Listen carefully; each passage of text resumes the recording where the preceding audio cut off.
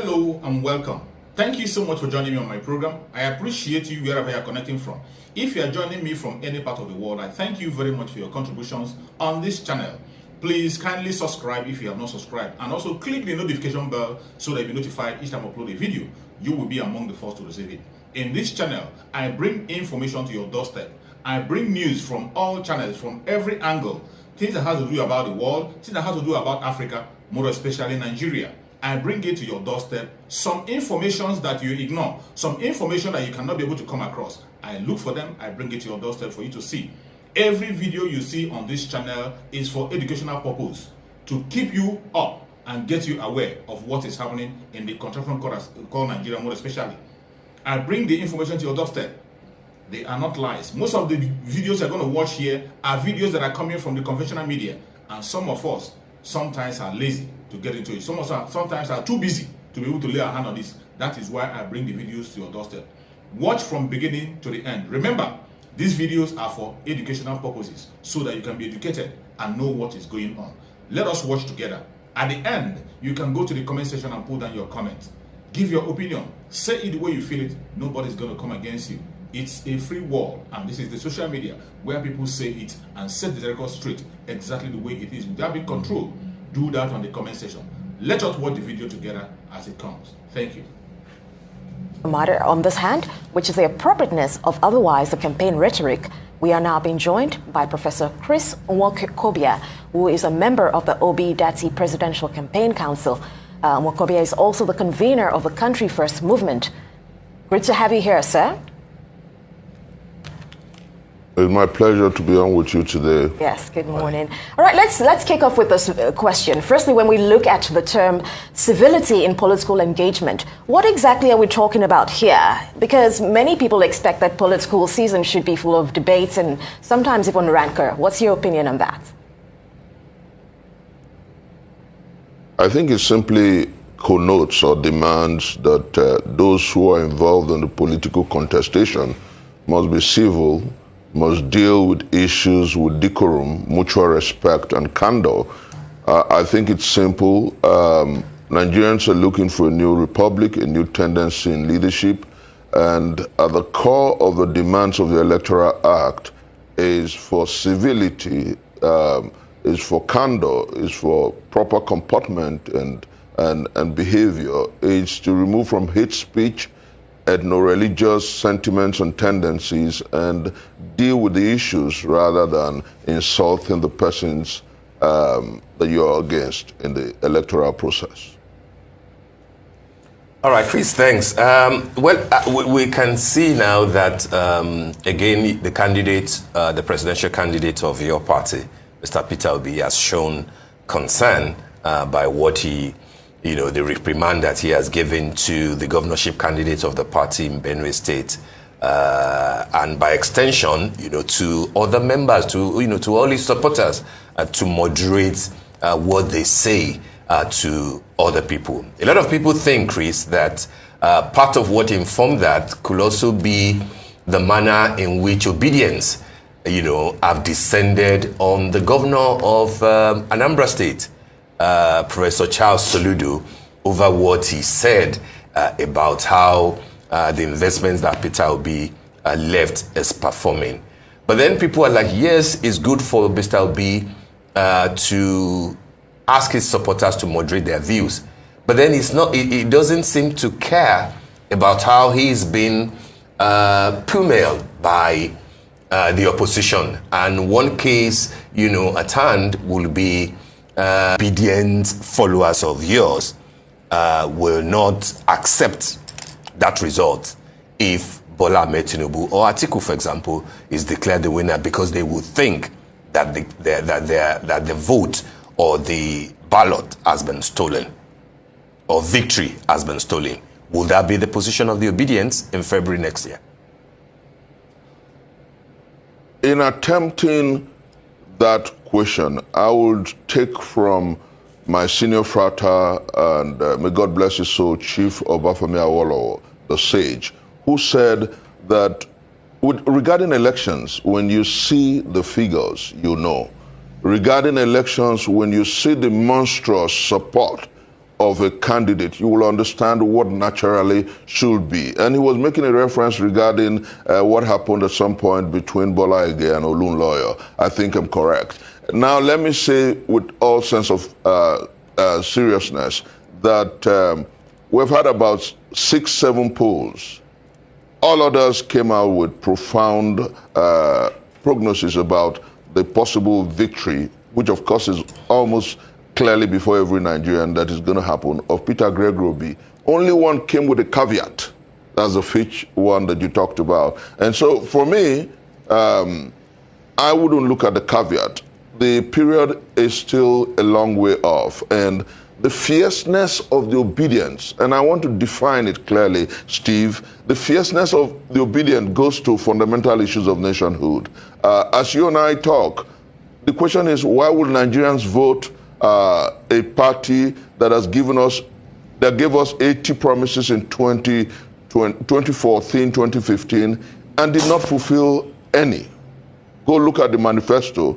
And then in 2022, they've come with 82-point manifesto, having failed woefully in meeting the terms of their 2014-2015 manifesto. They're coming with another manifesto. That's point number one. Then point number two, fundamentally, between you and I, Steve, we know that the APC, under the APC, we've had about 32 months, we had about 32 months of ASU strike. They've left our educational structure comatose and, if you like, uneventful and unproductive. We have the value of the naira as it is today. We have an economy that is troubled. I don't know where Fitch got their statistics from, but I know that Nigerians are bitter with what is happening today. And then progressively, if you look at what Nigerians are saying across, and I want to paraphrase the statement of the Oba of Benin 2 days ago. You are aware that he said he took his own personal poll. He tried to find out what young people, the Middle Ages, and the very old things about the candidacy of Peter Obi and the obedience, and he was overwhelmed. The truth is that the best way to get the statistics and the polls of what is happening in this country is that flag seller, Steve, that was captured on tape. They asked him, how much is the Labour Party flag? And he said 500 naira. They asked him, how much is the PDP flag? He said 300 naira. And then they asked him, how much is the APC flag? He said he doesn't sell the APC flag because no one is buying.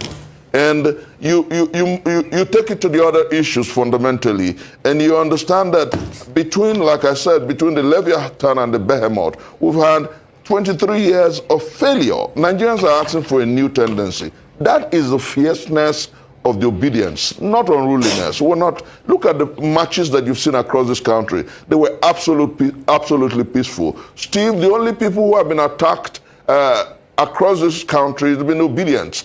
Our flag boys have been attacked in Lagos. Some have been injured, some have been wounded. The only time we heard about some kind of unruliness and an attack on the other leading party, the PDP, was in Maiduguri. But consistently, the party that has dealt with this campaign with the highest level of candor and civility has been the Labour Party, has been the candidate Peter Obi, and has been the obedience. We have been consistently the victims of attack, the victims of diatribe. But our fierceness is on issues, and we'll continue to do that until the election is won come February 2023.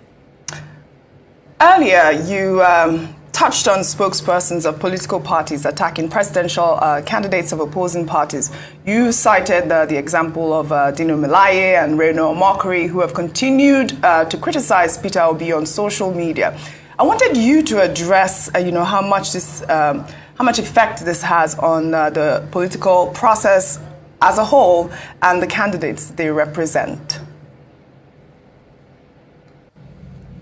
It's been largely negative with respect to the fact that they are consistently hitting the polity with diatribes and invectives.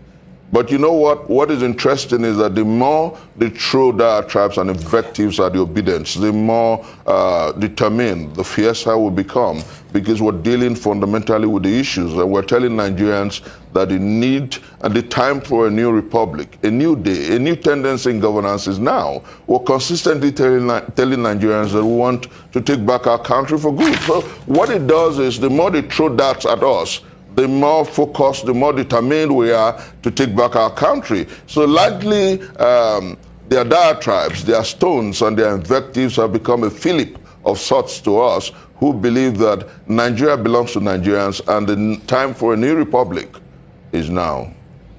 All right, Chris, are you bothered that Governor Soludo said what he said about the state of the of the investment that Peter Obi left in Anambra? Do you think that where a number of people from the southeast, particularly governors and highly relevant political people, are beginning to bear their fangs against the son of the soil as far as the southeast is concerned, Peter Obi? And secondly, where is your manifesto? Let me say, Steve, and these are very germane questions. The first one regarding the governor of Anambra State. I would pray and hope that he outperforms Peter Obi.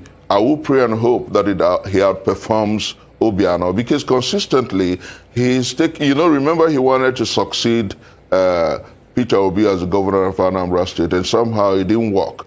I hope and pray that he doesn't allow his anger, his jealousy to becloud his sense of judgment. Because I want to give you an instance, Steve. You have somebody who preceded your watch in Anambra State who did not only leave resources in the coffers of the state up to the tune of about 78 billion. He constructed about a 10-lane road connecting the head bridge to the town.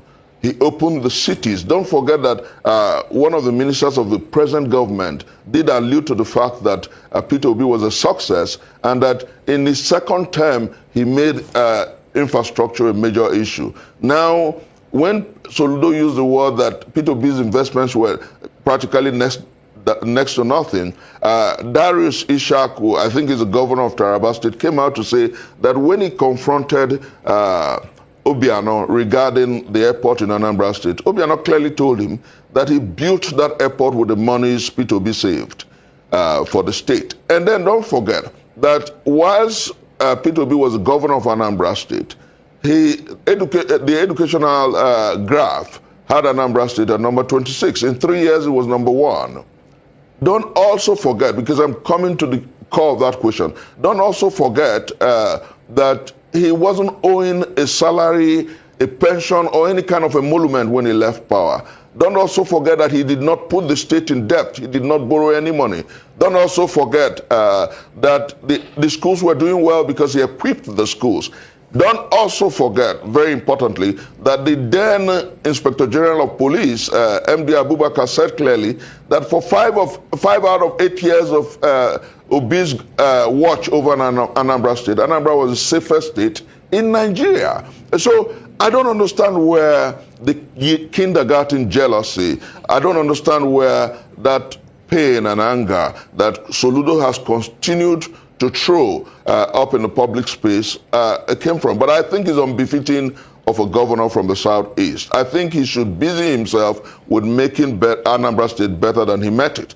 Then fundamentally, regarding how this pans out, don't also ignore the fact that if everyone in the southeast were singing Hail Peter Obi, then we'll be in trouble. The truth is that, like Marcus Aurelius said, when people who are corrupt gather and consistently throw diatribes at an individual, that individual is most likely and certainly the best person to go with. You ask yourself, who are those and the Southeast who are consistently throwing darts at Peter Gregory Obi? The answer is known to every one of us. But what is important to our campaign is to consistently push the narrative of all the candidates, and basically the 4 leading candidates.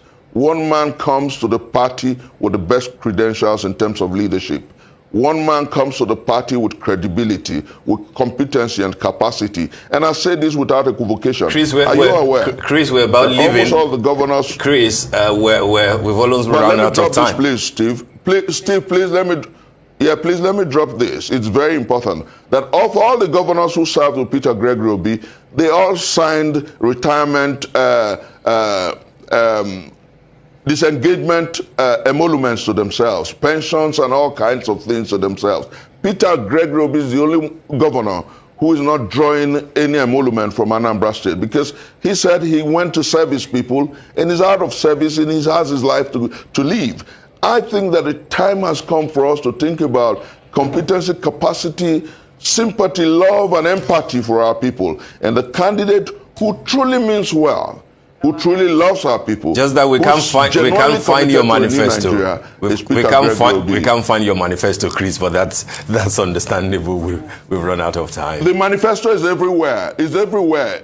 A 7-point agenda is a manifesto. And what we are going to give to Nigerians sooner rather than, and you know that, Steve, a 7-point agenda. When Yar'Adua ran for presidency in 2007, he had a 7-point agenda. It's a manifesto. What we're bringing to the Nigerian people in a few days is a working plan. Okay. We're not throwing at the Nigerian people the 80 points of lies that the APC threw in 2014, 2015, or the 82 points of lies and treachery that they threw up in 2022. All we're right. talking about Professor Nwankobia, unfortunately, we have run out of time. Thank you so much for watching. I hope you have been educated with this video. I hope you have learned something from the video you just watched. Please go to the comment section and put down your comments. Whatever you think about the video you have watched, or anything you have learned that you wanted to share together, go to the comment section and keep yourself busy. It's a free place where people share their opinion. And please, if you have not subscribed to this channel, kindly subscribe to the channel. Click the notification bell so that you'll be notified each time a video comes out. And also, share the video to your family and friends. Share it to all platforms so that people can get aware of what is happening in the world, mainly in the contraption called Nigeria. We have to keep people on their toe, keep people informed on what is going on. That is exactly what we are doing. Every video you are watching in this channel is for the purpose of education and nothing more. Thank you so much for watching, and remember, bye-bye. See you again.